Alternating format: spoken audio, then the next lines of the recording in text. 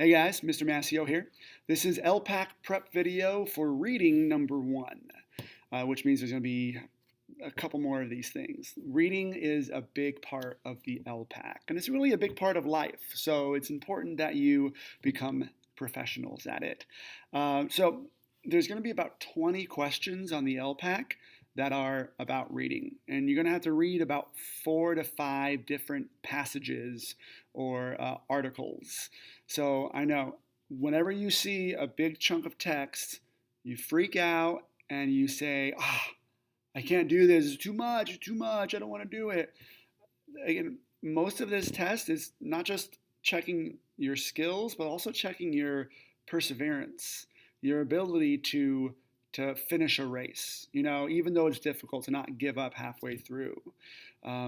Most people who take it don't do too well because they tire out or they give up. So if I can encourage you at all to do your best on this throughout the whole test when you take it, I would strongly encourage you to do that. So when it comes to the reading, there's going to be a couple different things you'll have to read. There'll be like stories, descriptions, procedures, reports. Some things will be fun to read, some things will be boring to read, but it's all going to be important. After you read something, there'll be questions with multiple choice. It's very standard for these kinds of tests. You can take notes. And hopefully you've been provided with a printout of the passages today, and you'll actually be taking notes on them with the video to help you practice. All right, so let's take a look at the first one. It's short, which is nice. All right, it's a nice little intro to it. It's only 2 paragraphs, and there's only 2 questions attached to it. The very first thing you should do when you get to this part of the test is before you read the passage, read the questions.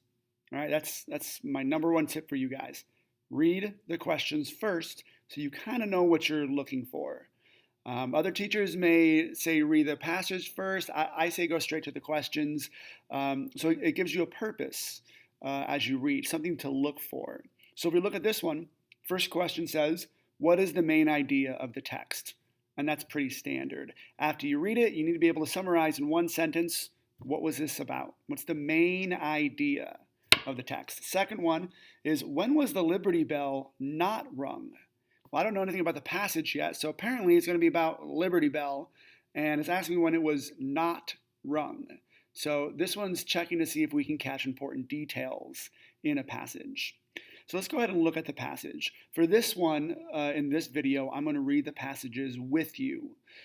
Make sure you follow along as I am reading, and have a pencil or a highlighter, something, and on your copy in front of you, go ahead and make notes. Underline things that you think would be important. That's probably going to be for this one, it's going to be the main thing you're going to do. Underline main ideas, or I should say key details of this. All right, so get your pencil ready. Let's go ahead and read through this together. Bells can get a lot of people's attention.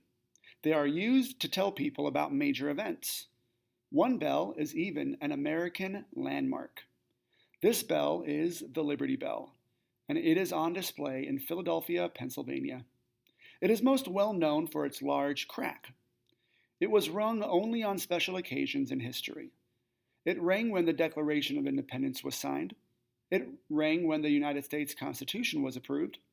It used to ring on George Washington's birthday. The Liberty Bell has traveled to many towns and cities in the United States. In 1915, it even traveled to San Francisco, California, by train. It continues to be a symbol of freedom for everyone to enjoy. So hopefully you made some annotations or you've marked up the text.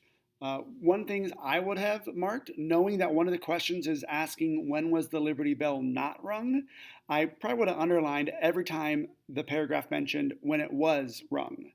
It was at the bottom of that first paragraph, I think the last 3 sentences. It says it rang when the Declaration of Independence was signed, rang when the Constitution was approved. So those are some things I probably would have underlined. All right, so now let's go ahead and answer the questions, and let's see how you do. All right, how'd you do? Hopefully you got both of them right, if not at least one of them right. Let's take a look at the questions. Right. So question number 1, what is the main idea of the text? A, bells can get a lot of people's attention. B, George Washington helped make the Liberty Bell. C, the Liberty Bell traveled by train. D, the Liberty Bell is an important landmark. So the correct answer for this one is D. All right. A was kind of the intro or the hook to this little paragraph. Bells can get a lot of people's attention. In fact, it's word for word what the very first sentence was. All right, so I know sometimes you can always find the main idea in the very, very first sentence, but for this one, that's just not the case. All right, because it's not talking about bells in general. It's talking about one specific bell, the Liberty Bell. If it went on to talk about different kinds of bells, then A might be considered the right answer. All right, so it's not B or C, because B or C are both just details from the article. All right, George Washington helped make the Liberty Bell. In fact, actually, that one, it didn't even mention, it just mentioned George Washington's name. It didn't talk about him making the Liberty Bell. We don't even know if that's true or not. It's not even in there. So, definitely not B. And C was just a key detail, talking about the Liberty Bell was on the train. So therefore, it's D. The Liberty Bell is an important landmark. The whole thing is talking about the Liberty Bell. It's talking about when it rings, where it's gone. So that was the main idea of the text. Let's look at number 2.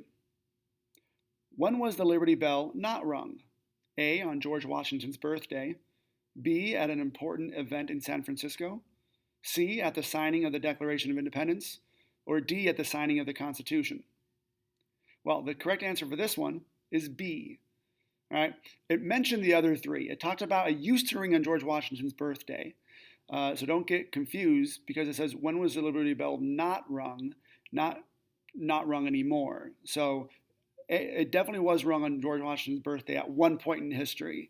C and D, it talked about that right in the article. B, it didn't talk about any event in San Francisco. It talked about that the Liberty Bell went to San Francisco. So this is one of the things you guys really got to focus and pay attention on.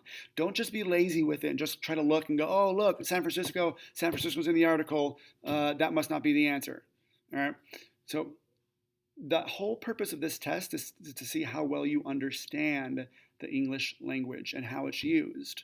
So make sure you slow down when you answer these questions.